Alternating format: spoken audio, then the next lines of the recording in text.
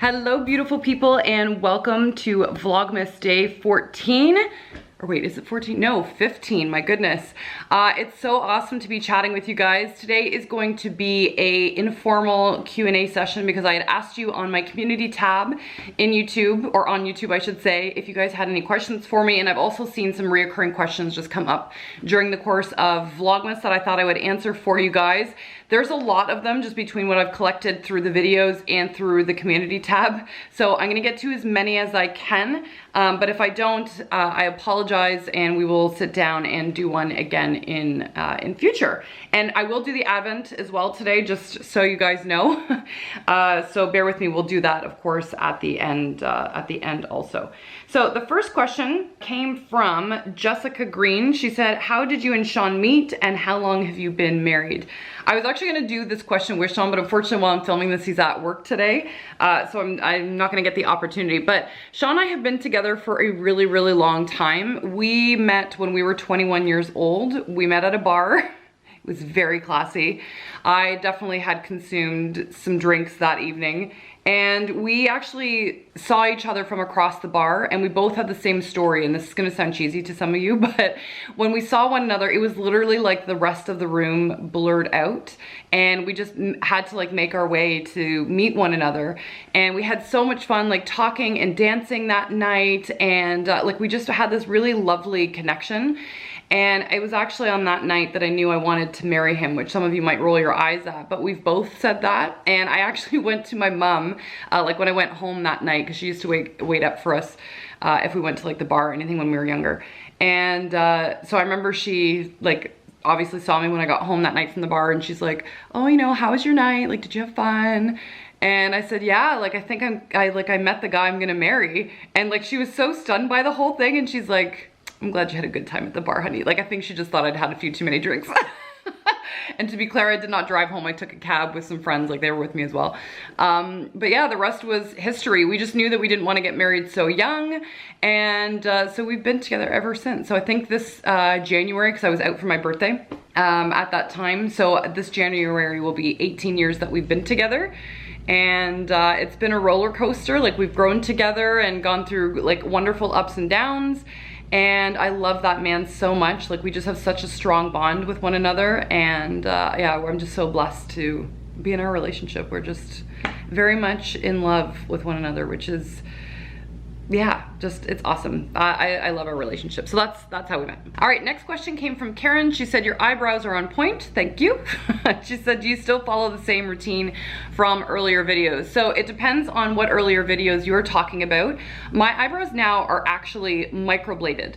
And this was something that I decided to do because I was the classic overplucker in my teens, because I was after like the Drew Barrymore like thin brows back in the day, because that was very on trend.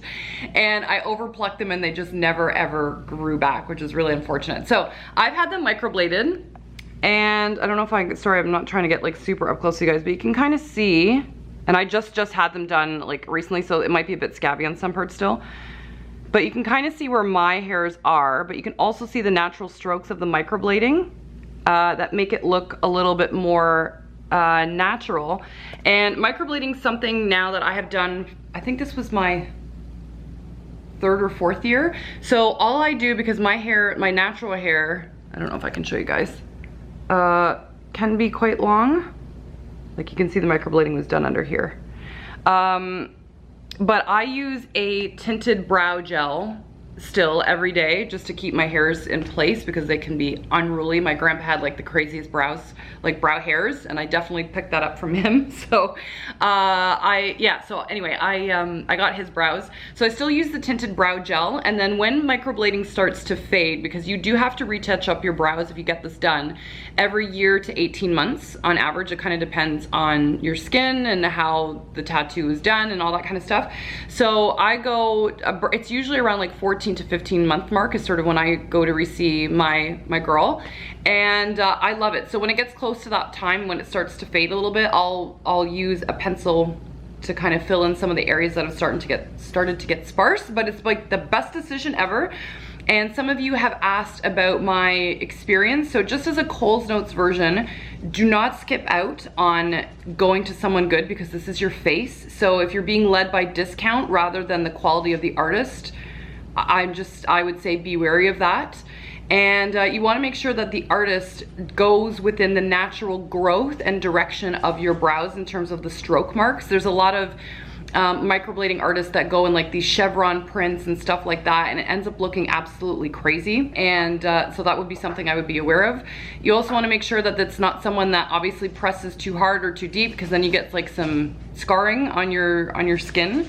So this is why it's important to have someone that has like some expertise. They've got some years and experience behind them. It's also good to know their background. Like the girl that does mine was an artist and a makeup artist on top of that, and she's super particular about things. So it was nice to know that she had a background in makeup and she was an artist before that. Like she really prides herself on that. Not to say that they need to have to, but it's nice to know that she did. Like it was a thing that she's had experience with before, was brows. And then, sorry, you can hear Charlie playing with his toy in the background. And then the other thing to note is make sure that your microblading artist uses numbing cream. The average microblading appointment, even when you're going for a touch-up, will take anywhere from 2.5 to 3 hours, because it's not the process of the tattooing that takes a long time, it's allowing the numbing cream to set in. And numbing cream costs a lot for those people, which is why their cost as well is higher. So if you're getting like a really low rate, you got to question whether you're gonna have the numbing cream, because if you don't have the numbing cream, it's going to be painful. So when I go to my girl, she makes sure that I've got like the numbing cream on first, and then she'll draw the brows in, like, and double check with me and all those things. And then she'll do like the outline after the first numbing cream sets in. And then after she's done that, she puts another thing of numbing cream on, and then we sit and wait for 20 minutes again, and then she'll do like the next row. So I don't feel a thing when I'm going through the microblading process, which is amazing. And that's how it should be. So people that say that they've had like a terribly painful experience, it's not like I know this for sure, but I would assume they maybe went to someone cheaper and they probably didn't have the numbing cream used, would be my guess, because like an artist can turn over people faster if they're not sitting and waiting for the numbing cream to set in all the time. And I'm saying this not as a microblading artist, but this is what mine has told me and my experience with it obviously as well. So I'm not trying to put anyone down that's in that field, to be clear. But if you're getting like, you know, your brows done for under 200 bucks, like, I don't know, for me, I would question it. For me, it took my first round ever. When I had them done the first time, I think it was $500 Canadian. So I think that in US, it might convert to like $400 or something like that. But it's worth it. It's your face, and it's less when you start going after that. But they will pick out a color that you want. So she was matching mine to my natural hair color because that's what I wanted. And they will make sure like you approve literally everything as you go along. And they keep record of your color and everything else so that it's the same thing every single time. And she's sort of modified things along the way just based on how it's faded on me. So if it faded a little warm, she would know to go a bit ashier next time, like stuff like that. But best decision ever.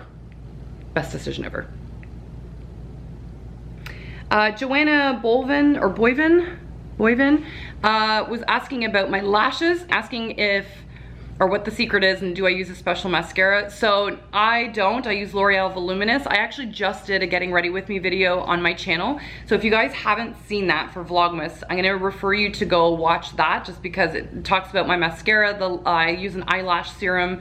I don't use falsies. I haven't in about 4 years or so, 3 or 4 years. So you can go watch that video and all the details will be there. Something's Wrong asked, what are some of your favorite songs / Christmas music for the festive period? I love Bing Crosby. Anything Bing Crosby for the Christmas time just really puts me in the festive spirit. I also love Michael Bublé. Anything for him in the Christmas time is just so wonderful. It's so calming. It's slightly romantic. It has this, like, I don't know, kind of magical feel. I also love Mariah Carey's original Christmas album. So good. I mean, can you honestly have Christmas without her? Like, that one song in particular is just so good.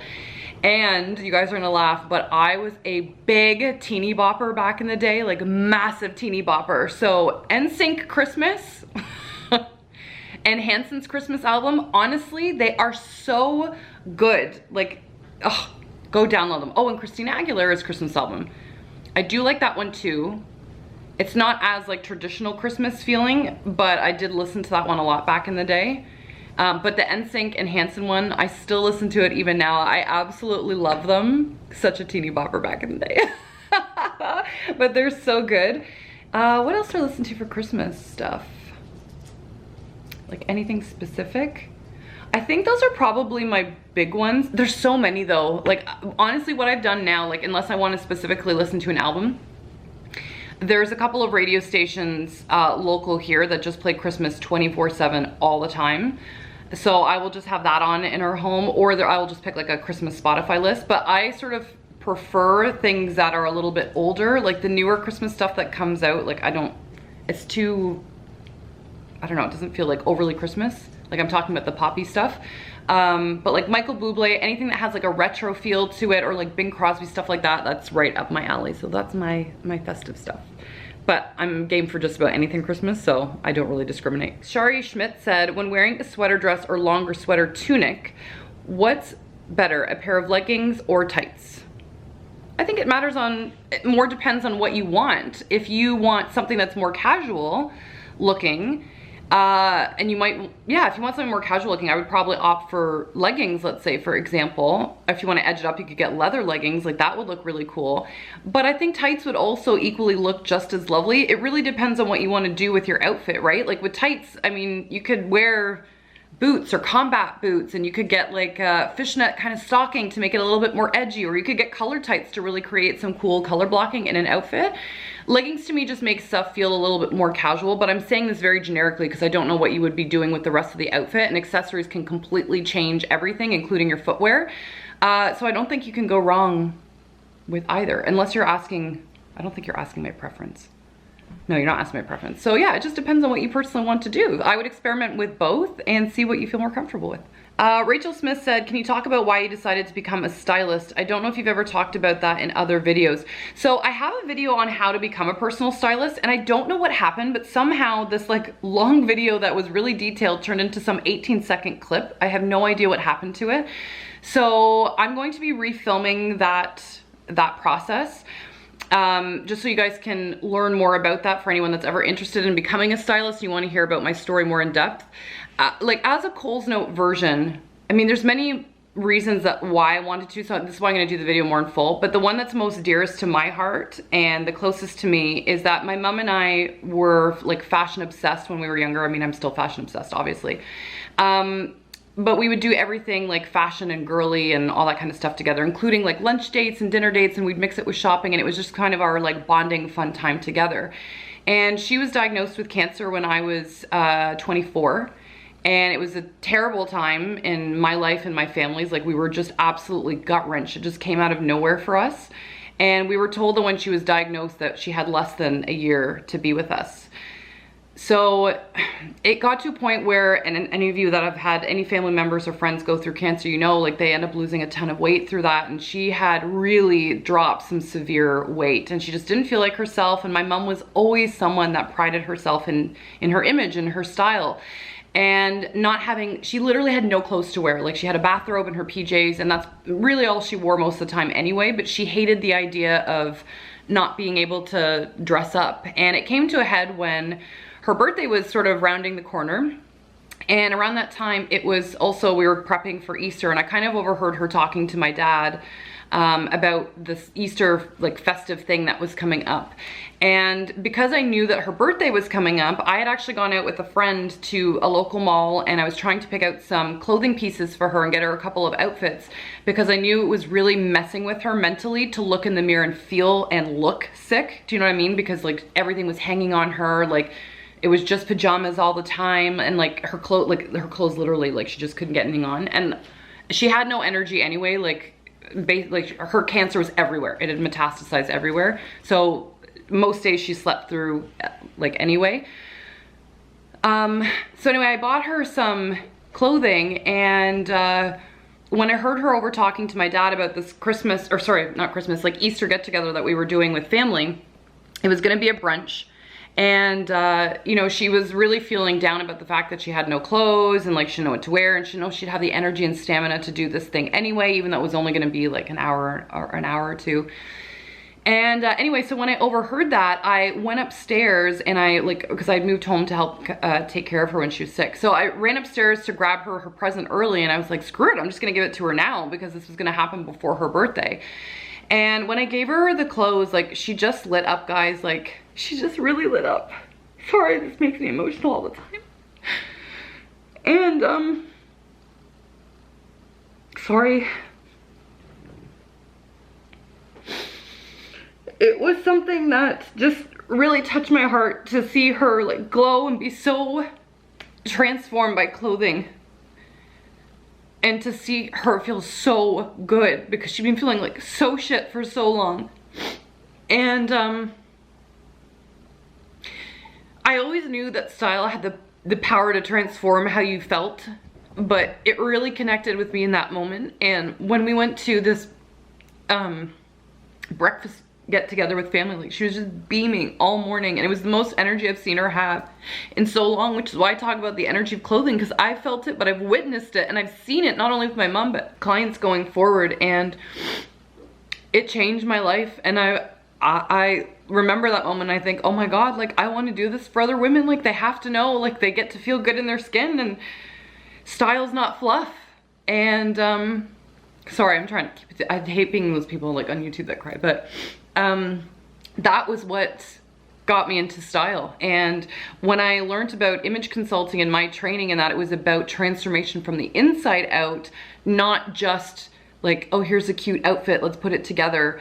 When I got to learn about the transformational energy aspect through image consulting and styling, it just blew my mind. And I knew that that was my life's work. It was showing women that they could feel beautiful and high vibe, and they got to appreciate who they were through their style and transform and become whoever they desire to be through their style. And it was because of my mom. And, you know, after that experience in Easter, she passed, unfortunately, 4 weeks later, but that memories burned in my mind, and it drives me every day. And that's why style is so important to me, and the work that I do. So I take what I do very seriously. I try and embody it best that I can. And that's what got me into that's my story. That's why I got into what I do. Sorry for crying.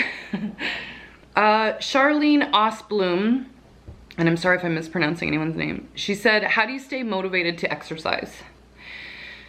Oh, motivated to exercise. You know what? I feel like it's unrealistic to feel like you're going to be motivated every single day to exercise, because I certainly don't. You know, when I go through waves. Like, there's sometimes where I'm like so strict with it because I really desire to exercise and work out, and it makes me feel good. So I will do it like 6 days a week or something, but not like in a ridiculous way. Like, I'm not saying like I work out an hour or anything like that a day, but I'll move my body, and I just choose to move my body. So whether that's like a walk, whether it's a run, whether it's the Kinergy thing. I don't have any weights at our house, and I'd rather get some weights for our house. I would love a Peloton bike one day. But there are days where you're just not feeling it. So at that point, I have to be really honest with myself and ask, would my highest and best self choose to take the day off, knowing that maybe I need a break? Or am I just making an excuse and I just need to get my butt in gear? Because I know, like, you'll never regret the workout, but at the end of the day, we are human, and there are days where I don't feel like it, honestly. Like, I didn't work out this morning. I didn't work out yesterday either. I'm gonna do it probably tomorrow, but I don't beat myself up on the days that I don't. And I think trying to keep like a positive like mental viewpoint on working out and recognizing that I'm a human and staying positive about it makes me have a better relationship with working out and food in general, rather than me beating myself up. Because I always think, like, anytime we're negative with ourselves and style, with our bodies, with our nutrition, like anything, that's not going to motivate you to do better ever. So just be kind on yourself. But to me, it just felt easier to make the commitment to want to move my body every day, rather than like, gonna get a tough workout in or like, I gotta go for a run or whatever. Like, no, sometimes you just go for a walk and that's fine. Like, you're just being active and getting some fresh air in, which is always important. And that's okay too, you know? So I think the biggest thing is to recognize that there's no such thing as daily motivation. It's just a choice. and sometimes you're not gonna feel like it, and that's okay too. The curated shelf said, who are your style icons from your personal life and from celebrity lifestyles? My personal life would be my mom. She always looked put together, like even before my dad would come home at night. I know it's gonna sound so old fashioned, but I loved it. She would always go and put on like some fresh lipstick or like perfume. And I loved seeing her clothes. Like when I was 5, I would like dance around in anything that was like flowy and like, I don't know, I just felt like I was like a Disney character with like the dress swinging everywhere. I loved it. And my mom was so pretty. Like I just loved her style. So she was my influence in my personal life. For celebrities, I love Victoria Beckham. I also love Rachel Zoe and like her 70s vibe and influence. Yeah, her style is fantastic. Who else? There's so many people I know I'm not gonna think of them. See, my mind's going blank right now. Oh my God, hang on, I'm checking my Instagram. Although on Instagram now I follow more coaches and style stuff. I don't know, I think Victoria Beckham is probably one of the bigger ones. Like I said, and Rachel Zoe. There's not a lot of bloggers and stuff that I really like their style. I like people, like Victoria Beckham, I'm saying like, she's very clean and classic, but modern. I love her like color use. I think she does such a beautiful job. And anyone that thinks outside the box, like I like Iris Apfel. Yeah, I'm trying to think of like, I don't know, I go through waves. There's sometimes where I'm so bored with everyone's style because I feel like it looks the same. And I get like that with my own. That's how I know I need to spend some time shopping in my closet. But there's not really a ton of like celebrity examples that I like. Recently I've been more inspired by decor, honestly, like eclectic decor. Like I follow that hashtag on Instagram. I find it so inspiring.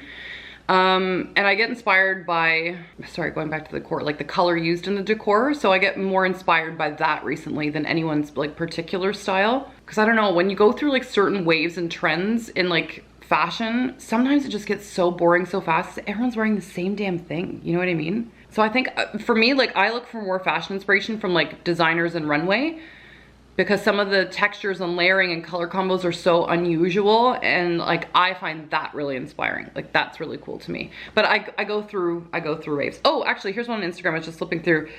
Blogger, I don't even know how to pronounce her name. I'm gonna butcher it. Is it Grace? I don't know how to say her name. You know what? I'm gonna link it down below. She's a fabulous Instagram, and she's Canadian as well. She's based in Montreal. And she's more mature. I don't know her age, but she has like beautiful, beautiful, beautiful style. So I'll leave her linked down below. Oh, actually, you know who's good on YouTube, and she's got a great Instagram too, is B Jones Style. She does a lot of like vintage and thrifting. She's got fabulous like Gucci inspired style. Like she's wonderful. She's got a great like energy and everything. Like she's lovely. She's got great style. But again, she's different, which is what I like about it. Okay, Adrian said, if you could work with any designer, who would it be and why?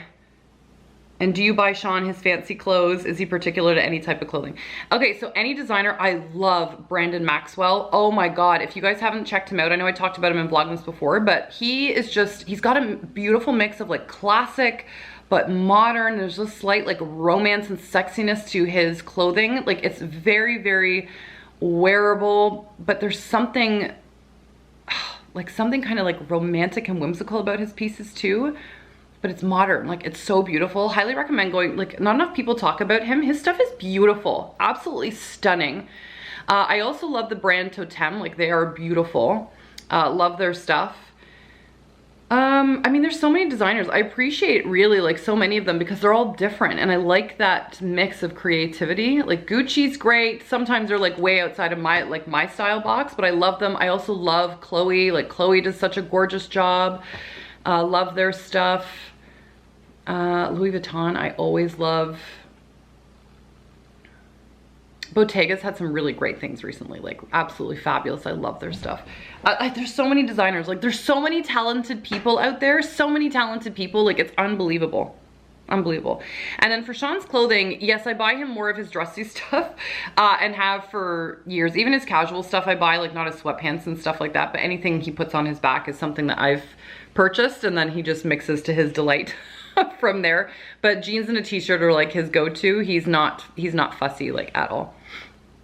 But he follows his color palette. We've done his colors and he follows his color palette. Why do you choose not to wear loungewear? I addressed that in another Vlogmas video. Oh, and what's my advice for self-confidence? Your channel has been so educational. Oh, good. I'm so glad. That is from Cheyenne Mori. I'm sorry if I'm mispronouncing. So for self-confidence, I really think it really comes back to honoring who you are, keeping promises to yourself, and investing in yourself. I think a lot of the time, and this was a lesson that was so eye-opening to me, like when I started investing in programs for myself and coaching and masterminds, my confidence grew exponentially, and you get results faster by learning from people who have already been there or do that or do whatever you're striving for as a profession, obviously, right? And knowledge equals power, and that power creates confidence in your skill set and what you're doing. And if you're finding someone that you work with that really resonates with you, you know, that there's magic in that. So I think that investing in yourself is a really, really big one. The other thing too is keeping promises to yourself. So whether it's with the knowledge that you've learned, or if you're wanting to exercise or eat better, or you want to dress a certain way, or you see through a certain project you want to work on, or anything like that, when we keep promises to ourselves, it makes us feel good that we're seeing something through and doing something for ourselves. And that can be in dressing a certain way that we love, or a new hobby, or anything like that. But when we keep those promises, it boosts our confidence, and it makes us happy to follow through on those things as well. So it's like they kind of fold into one another. I really believe that that helps boost our self-confidence. And this is why I find style so important, because it really narrates how you talk to yourself during the day. So this is why I tell women, like, yes, get the generic content off YouTube for like style, but whether it's with me or someone else, like invest in learning about your body and what works for it, what doesn't, like learning about your colors and those things, and using style as a tool to help you feel really good. Because, you know, we do follow visual cues in our society, and we do say things to ourselves as a result of our style. So I think like confidence is a really big part of that, but it's just honoring more of you and your essence, your magic, what lights you up, and knowing that the things that you desire, the things that make you happy, you know, they're worth it. They're not less than because it's not something somebody else does or anything like that. And I think the more that we can follow our own path and be true to who we are, you know, that helps boost our confidence long term, because it's an ever evolving thing. Like, I'm more confident now than I was in my 20s, and I'm sure I'll be more confident in my 40s than I am now. But I'm only gonna get there if I remain true to who I am, you know? Tanya said, do you think you'll ever do a meet and greet, and what is your favorite perfume? So I would love to do a meet and greet one day. I've never been able to figure out like where, like I'm not big, like a big YouTuber, so I don't know where I would do something like that, but yes, I would love to do one in future. And I have thought about it, I've never known where. It would probably be somewhere local to me, as like the first round in Toronto or something, or if I was flying out somewhere to one of my masterminds, I would probably do it when I was flying out for something like that, or if I was flying out to see a client or something, because that's happened too. Yeah, but I would love to do one. And then what's my favorite perfume? It's an Armani one. Pavoni, I don't even know how to say it. It's a funny name. I actually learned about it through Lydia Millen. She had it as one of her Christmas perfumes years ago, and it's been my staple ever since. So I'll leave it linked down below if I can find it, because, oh, I love it. I don't know how to pronounce this name. Veselina? I'm so sorry if I'm mispronouncing. She asked if I want to talk about why Shawn and I don't want kids. So I actually addressed this in a Vlogmas last year. So I'm just gonna direct you to go to that. It was Vlogmas Day 10 from 2019. You can go have a look at that. We talked about it in full there. But just to be clear, because I feel like this is a misconception. People think that like when you don't want kids, you don't like kids. We love kids. Like, I think they are the most wonderful, magical little humans ever. It was just a personal decision, obviously, that was for Shawn and I. But you can go and watch the full like explanation video on that. I'm open about it because I think it should be normal to talk about it. Yeah, it was just a personal decision. So if you're interested, you can go watch Vlogmas Day 10 from last year. Okay.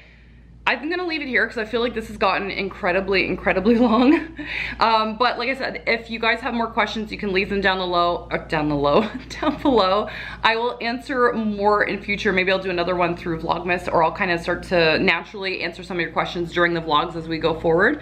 But hopefully you guys found this interesting. Like I said, if you have any other questions, please let me know. But I'm sending you all the love from... Oh no, I was gonna close off this video. We have to do Advent. Oh my God, okay, hold on. Let's go get our advent calendar. Hold on one second. Woo, that is bright. Okay, let me turn you around. Okay, so for day 15, you're up here. I found that fast because I looked before. I cheated. Or I looked where the square was before I turned the camera on. Oh, I love this candle. This is one of my favorites from Dictique. This one smells so beautiful. Like so beautiful. So I'm anxious to have this one again, or happy to have this one again. Love that. If you guys haven't smelled that fragrance before, highly recommend. And then for this box, which is starting to look very deteriorated, let's grab day 15 out of here. Okay, you can't buy happiness, but you can buy tea, and that's kind of the same thing. That's so cute. All right. Honeybush and Rooibos. Oh, interesting. Okay, let's brew a cup and see how this one is.